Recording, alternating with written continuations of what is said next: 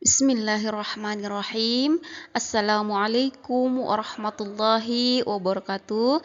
Apa kabar anak-anak Umi semua? Semoga anak Umi tetap sehat dan berada dalam lindungan Allah Subhanahu wa taala. Kembali lagi Ananda kali ini bersama Umi dalam pelajaran fikih kelas 10. Pembahasan kita kali kedua ini Ananda yaitu masih lanjutan dari wakaf.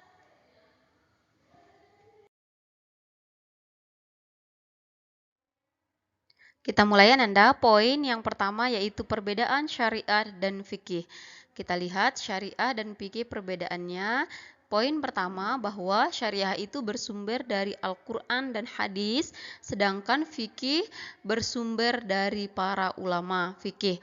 Kemudian yang kedua bahwa syariah itu hukumnya bersifat qat'i atau bersifat pasti, sedangkan fikih itu bersifat zonni atau dugaan.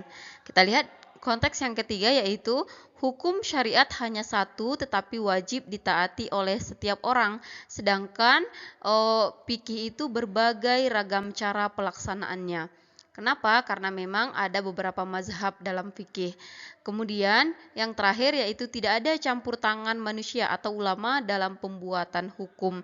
Sedangkan fikih itu sendiri ada campur tangan atau ijtihad para ulama dalam menetapkan hukum. Itulah bentuk perbedaan dari syariat dan fikih.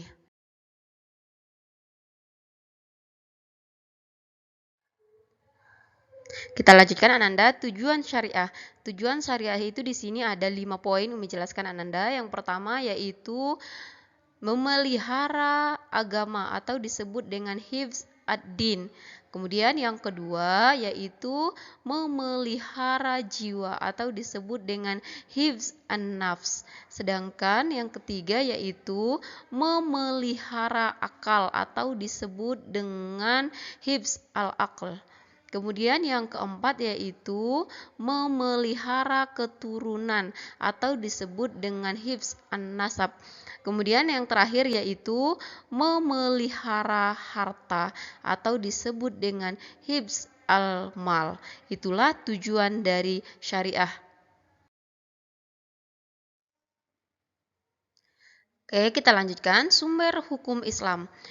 Sumber hukum Islam itu Ananda ada 3. Yang pertama yaitu Al-Quran, sedangkan yang kedua hadis, yang ketiga ijtihad. Kita mulai dari Al-Quran Ananda. Al-Quran adalah perkataan Allah Subhanahu wa taala yang diwahyukan kepada Nabi Muhammad SAW melalui malaikat Jibril dengan lafaz dan maknanya. Kemudian yang kedua yaitu hadis. Hadis adalah segala tingkah laku Nabi Muhammad SAW baik berupa perkataan, perbuatan maupun ketetapan atau takrir dari Nabi Muhammad SAW. Kemudian yang ketiga yaitu ijtihad.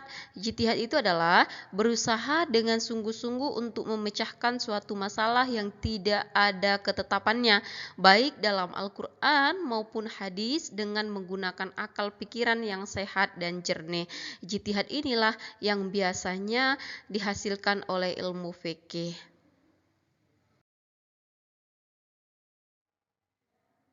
Kita lihat Ananda, ada beberapa manfaat mempelajari fikih. Di sini ada 4 poin membuat.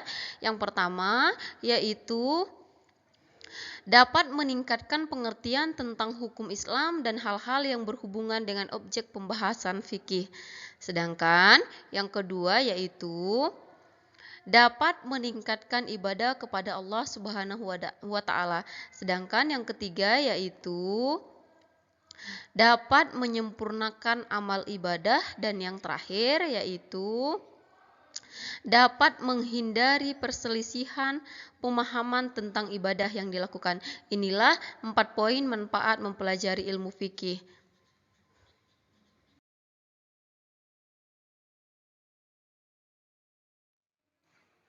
Baik Ananda, sampai di sini pelajaran kita hari ini. Mudah-mudahan anak Umi semua dapat memahami apa yang Umi sampaikan. Untuk tugas Ananda, silahkan klik link di samping ini dan silahkan kerjakan soalnya sampai dengan selesai. Wabillahi taufiq wal hidayah. Assalamualaikum warahmatullahi wabarakatuh.